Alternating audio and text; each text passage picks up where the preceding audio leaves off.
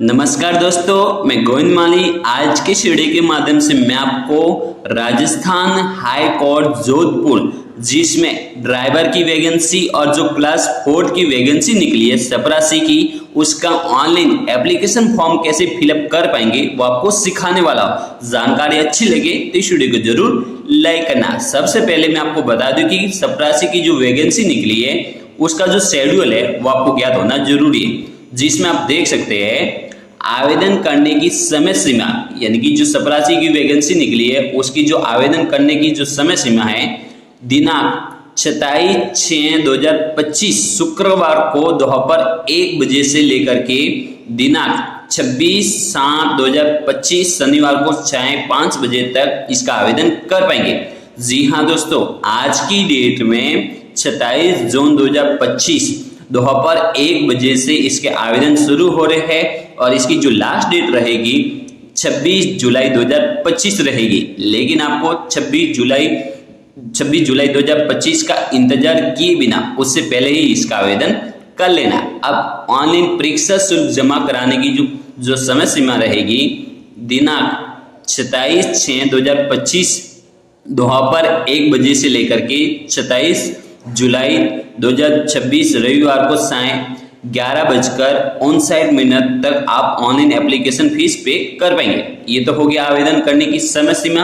अब इसकी जो परीक्षा शुल्क रहेगी, सामान्य वर्ग, अन्य पिछड़ा वर्ग, जो क्रिमिनल कैंडिडेट है उनके लिए 650 रुपये, राजस्थान राज्य के अन्य पिछड़ा वर्ग, नॉन क्रिमिनल श्रेणी, अति पिछड़ा वर्ग, नॉन क्रिमिनल श्रेणी, ईडब्ल्यूएस कैंडिडेट जो नॉन क्रिमिनल कैंडिडेट से संबंधित है उनकी जो फीस रहेगी 550 रुपये।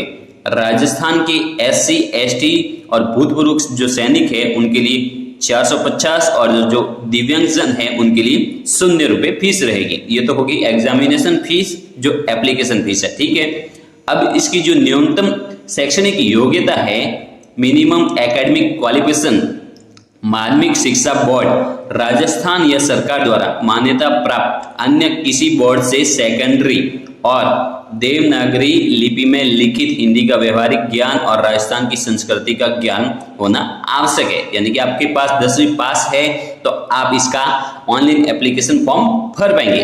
अब ये तो होगी जो बेसिक डिटेल्स है। अब इसका जो ऑनलाइन एप्लीकेशन फॉर्म है वो आप कैसे फिलअप कर पाएंगे, तो सबसे पहले क्या करना है, सबसे पहले आप अपने मोबाइल में किसी ब्राउजर को ओपन कर लीजिए। जैसे कि मैं इस वीडियो में गूगल को ओपन कर लेता हूं। अब ये जो सर्च बार है इसमें आपको टाइप करना होगा SC वैकेंसी। जैसे आप SG राज वैकेंसी टाइप कर लेंगे और सर्च पर क्लिक कर लेंगे तो उसके बाद आपको क्या करना है, फर्स्ट वाली जो वेबसाइट है आप देख सकते हैं scraj.nic.in, इस पर आपको क्लिक करना होगा। आप फर्स्ट वाली लिंक पर आप क्लिक कर लेंगे तो आप डायरेक्टली राजस्थान हाईकोर्ट की जो ऑफिशियल वेबसाइट है उस पर आ जाएंगे, जैसे कि आप वीडियो में देख सकते हैं। अब आपको क्या करना है, अब आपको 4th ग्रेड का फॉर्म भरना है। तो सबसे पहले रिक्वायरमेंट, ये आप देख सकते हैं, इस पर आपको आ जाना है। उसके बाद रिक्वायरमेंट पर आपको क्लिक करना होगा। जैसे आप रिक्वायरमेंट पर आप क्लिक कर लेंगे तो आपके सामने जो रिक्वायरमेंट पोर्टल है वो ओपन हो जाता है। अब आपको क्या करना है, अब आपको 4th ग्रेड का फॉर्म भरना है। तो सबसे पहले जो सेकंड वाली लिंक है requirement class 4th employ for RHC, इस पर आपको क्लिक करना होगा। जैसे आप सेकंड वाली लिंक पर आप क्लिक कर लेंगे तो आपके सामने वापस ऑनलाइन एप्लीकेशन पोर्टल है, इस पर आपको क्लिक करना होगा। जैसे आप ऑनलाइन एप्लीकेशन पोर्टल पर आप क्लिक कर लेंगे तो आपके सामने राजस्थान हाई कोर्ट जोधपुर का ड्राइवर एंड क्लास 4th का फॉर्म भरने का जो पेज है वो आपके सामने ओपन हो जाता है। अब मैं आपको बता दूं कि आपने पहले से राजस्थान हाई कोर्ट जोधपुर का रजिस्ट्रेशन किया हुआ है वैकेंसी से संबंधित, तो आपको डायरेक्टली लॉगिन होना है। लेकिन आप इस वेबसाइट पर पहली बार आ रहे हैं तो आपको रजिस्टर नाउ, इस पर आपको क्लिक करना होगा। जैसे आप रजिस्टर नाउ पर आप क्लिक कर लेंगे तो आपके सामने जो रजिस्ट्रेशन फॉर्म है वो ओपन हो जाता है। सबसे पहले आपको क्या करना है, सबसे पहले एप्लीकेंट नेम, यहाँ पर अपना एप्लीकेंट नाम फिलअप कर लीजिए, फादर्स नेम फिलअप कर लीजिए, मदर्स नेम फिलअप कर लीजिए, जेंडर सेलेक्ट कर लीजिए, डेट ऑफ बर्थ फिलअप कर लीजिए। लेकिन नाम, father's name, mother's name, gender और डेट ऑफ बर्थ आपको 10वीं रिकॉर्ड के अनुसार भरना जरूरी है, क्योंकि एक बार ये बेसिक डिटेल्स फिलअप करने के बाद उसमें संशोधन नहीं कर पाएंगे, इसलिए आपको 10वीं रिकॉर्ड के अनुसार करेक्ट डिटेल पढ़ना जरूरी है। उसके बाद अपना मोबाइल नंबर फिलअप कर लीजिए, जो भी आपका मोबाइल नंबर है वो फिलअप कर लीजिए। उसके बाद वेरीफाई, इस पर आपको क्लिक करना होगा। जैसे आप वेरीफाई पर क्लिक कर लेंगे तो आपके मोबाइल नंबर पर, जो मोबाइल नंबर आपने फिलअप किया है, उस पर ओटीपी भेजा जाएगा।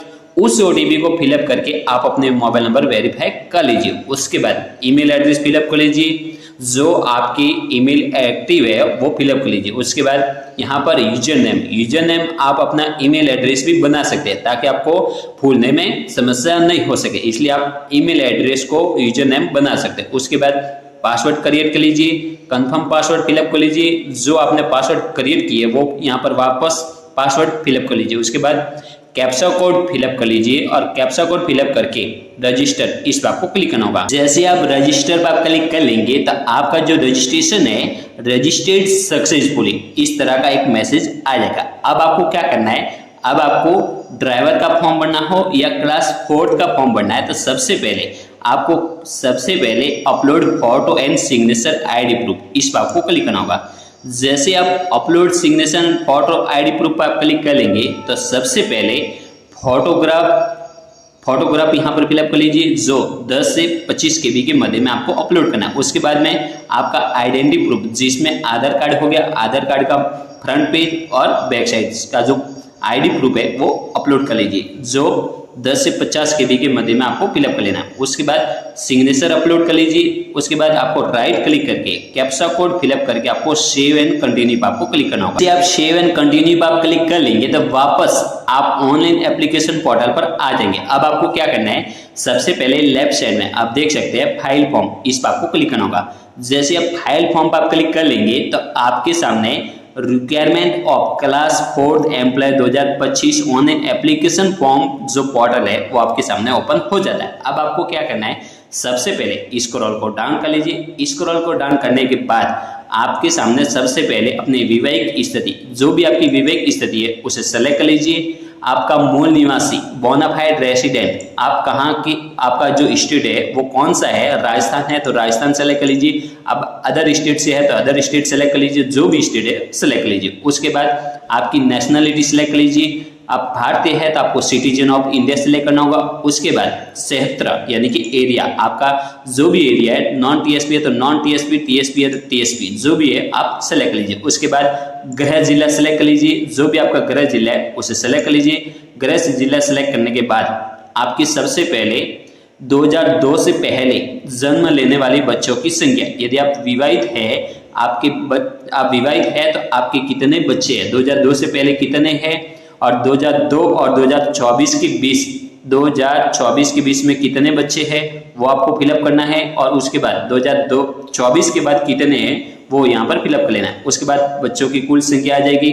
उसके बाद आपको क्या करना है, अपनी जो भी श्रेणी है, कैटेगरी है, सबसे पहले मैं आपको बता दूं कि आप जिस भी कैटेगरी से आवेदन करने जा रहे हैं वो आपका प्रमाण पत्र नवीनतम होना जरूरी है।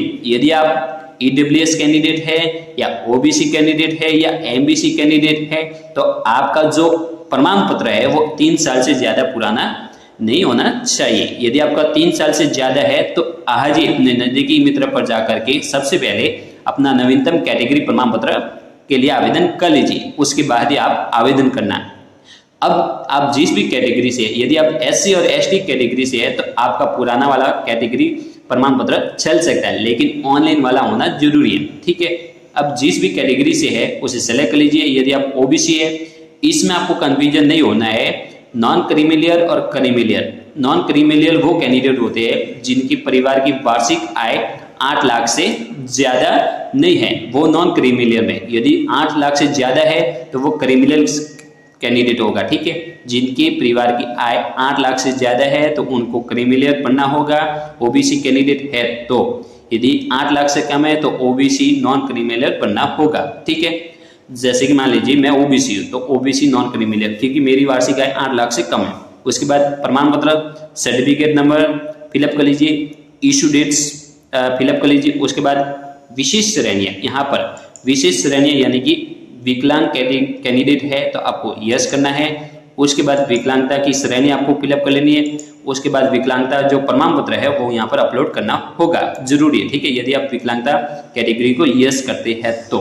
उसके बाद राज्य के मामलों के संबंध में मूल या अस्थायी संबंध में सेवारत कर्मचारी है तो आपको यस करना है, नहीं तो नो। जो भी आपकी कैटेगरी लगती है उसको यस करना है, नहीं तो नो। यदि आप उत्कृष्ट खिलाड़ी है तो आपको यस करना है, नहीं तो नो। उसके बाद एड्रेस से संबंधित जो विवरण है यहाँ पर अपना आधार से संबंधित जो विवरण, आधार एड्रेस से संबंधित जो विवरण है वो यहाँ पर फिलअप कर लीजिए। गांव का नाम फिलअप कर लीजिए, डिस्ट्रिक्ट सेलेक्ट कर लीजिए, डिस्ट्रिक्ट फिलअप कर लीजिए, पिन कोड फिलअप कर लीजिए, आपका राज्य सेलेक्ट कर लीजिए, जो भी राज्य है उसे सेलेक्ट कर लीजिए। राज्य सेलेक्ट करने के बाद आपको क्या करना है, सबसे पहले फोन नंबर है तो फोन नंबर फिलअप कर लीजिए, नहीं है तो आपको खाली छोड़ देना है। उसके बाद मोबाइल नंबर चेक कर लीजिए, मोबाइल नंबर ऑलरेडी आपकी वेरीफाई है इसलिए आपको चेक करने की जरूरत नहीं है, ठीक है। उसके बाद आपको क्या करना है, 10वीं बोर्ड का नाम फिलअप कर लीजिए, जो भी आपका 10वीं बोर्ड है उसका जो बोर्ड का नाम है वो फिलअप कर लीजिए। 10वीं उत्तीर्ण होने का वर्ष फिलअप कर लीजिए, डिवीजन फिलअप कर लीजिए, फर्स्ट सेकंड थर्ड जो भी डिवीजन है फिलअप कर लीजिए। उसके बाद आपको अदर इंफॉर्मेशन में क्या आपके एक से अधिक जीवित पति पत्नी है तो आपको यस करना है, नहीं तो नो। आपकी ये जो अदर इंफॉर्मेशन में यदि आपके ऊपर लागू होता है तो आपको यस करना है, नहीं तो सब नो कर लेना है, ठीक है। यानी कि आपके ऊपर यदि ये सब लागू होते हैं तो आपको यस करना है, नहीं तो नो करना है। उसके बाद आपको क्या करना है, आपको घोषणा करनी है आई एग्री, ठीक है। आई एग्री पर क्लिक करके अपना पैलेस, अपने गांव का नाम फिलअप कर लीजिए। उसके बाद क्या लिखा हुआ है कि परीक्षा शुल्क रियायत, क्या आप जिला न्यायालय जिला विधिक सेवा प्राधिकरण चतुर्थ श्रेणी 2019 के आवेदक होने के आधार पर भुगतान किए गए शुल्क में छूट चाहते हैं तो आपको यस करना है, नहीं तो नो, ठीक है। उसके बाद कैप्चा कोड फिलअप करके सेव मेक पेमेंट पर आपको क्लिक करना होगा। जैसे आप सेव मेक पेमेंट पर आप क्लिक कर लेंगे तो आपके सामने पेमेंट करने का जो ऑप्शन है जिसमें फोन पे, गूगल पे जो भी है जिससे पेमेंट मोड से आप पेमेंट करना चाहते हैं वो पेमेंट कर लीजिए। उसके बाद जैसे आप पेमेंट कर लेंगे तो आपका जो एप्लीकेशन फॉर्म है वो सबमिट हो जाएगा, जिससे आप आसानी से डाउनलोड करके प्रिंट कर सकते हैं या सेव कर सकते हैं। तो दोस्तों इस तरह आप अपना राजस्थान हाईकोर्ट का जो 4th ग्रेड का फॉर्म है वो आसान से भर पाएंगे। तो please like and subscribe my YouTube channel. जय हिंद, जय भारत।